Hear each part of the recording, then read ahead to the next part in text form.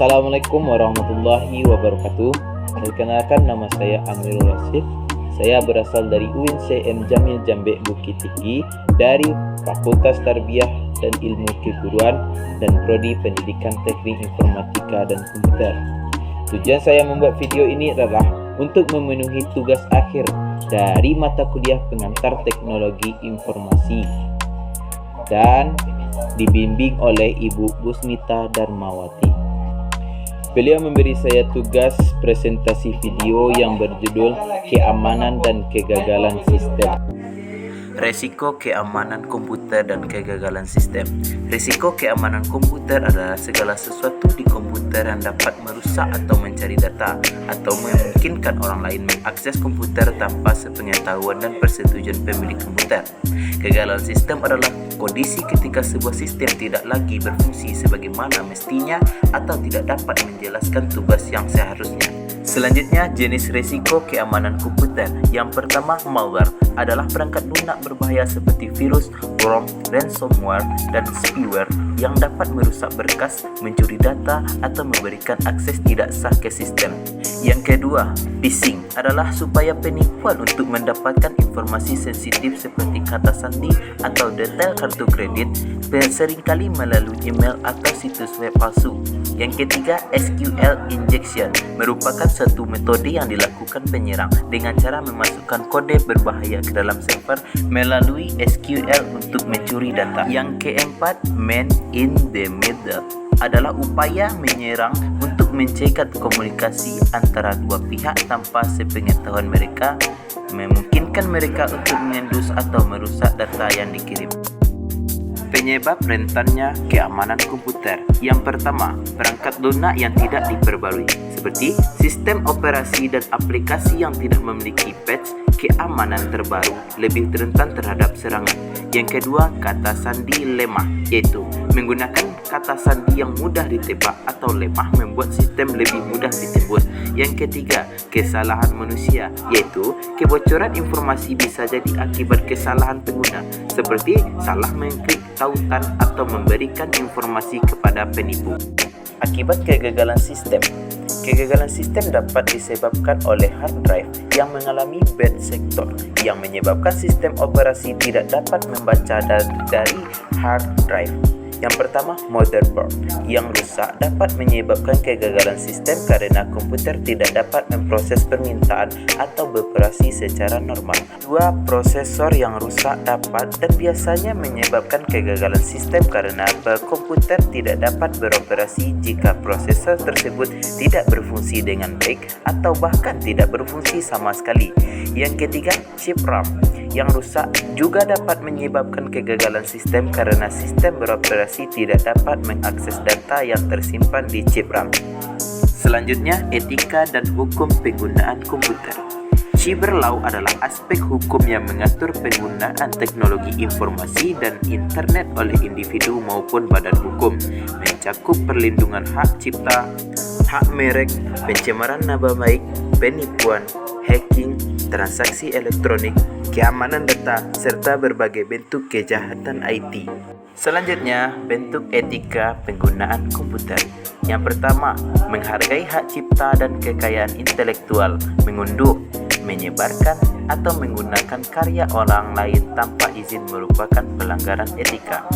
Yang kedua, tidak melakukan plagiarisme dalam dunia pendidikan, mengambil tulisan atau ide orang lain dan mengakuinya sebagai milik sendiri adalah tindakan tidak etis. Yang ketiga, tidak menyalahgunakan akses teknologi, contohnya termasuk perantasan atau hacking, penyebaran virus, pencurian identitas, atau kegiatan ilegal lainnya di internet. Selanjutnya, bentuk etika penggunaan komputer. Yang pertama, menjaga privasi dan keamanan data dengan cara tidak menyebarkan informasi pribadi milik orang lain tanpa izin dan tidak mengakses data orang lain secara ilegal maupun bentuk tanggung jawab etika yang penting.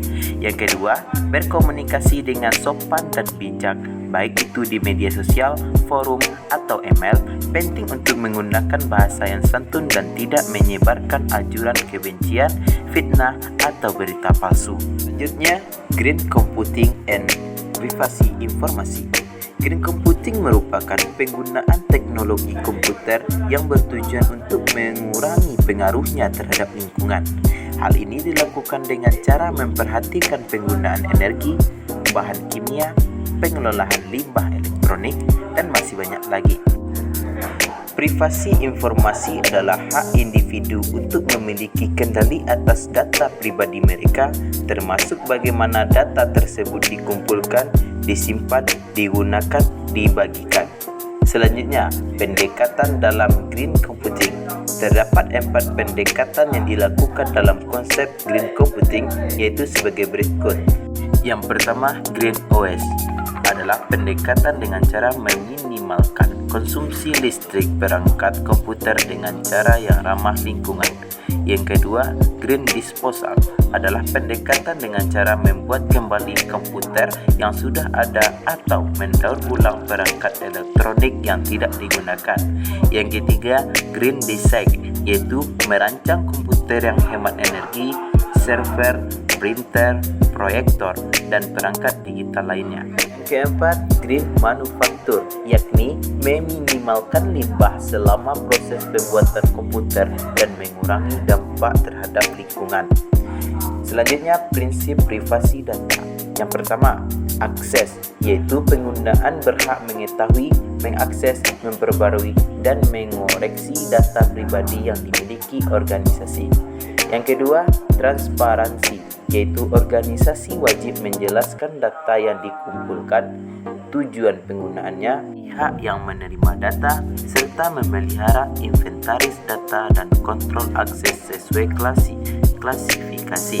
Yang ketiga, persetujuan, yaitu organisasi harus memperboleh persetujuan pengguna untuk mengumpulkan atau memproses data, menyediakan mekanisme keberatan, dan memungkinkan pengguna mencabut persetujuan kapan saja. Keempat, kualitas, yaitu organisasi harus menjaga keakuratan data untuk mencegah kesalahan penggunaan dan potensi pelanggaran privasi.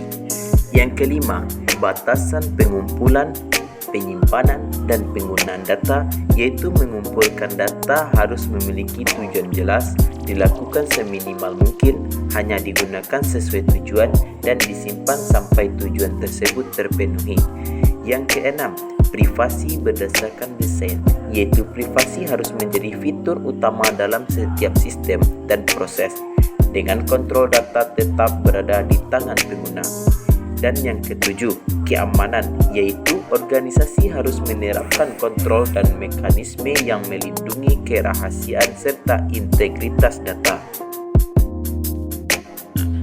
Nah, itulah penjelasan dari materi keamanan dan kegagalan sistem. Saya akhiri, wabillahi taufiq wal hidayah. Wassalamualaikum warahmatullahi wabarakatuh.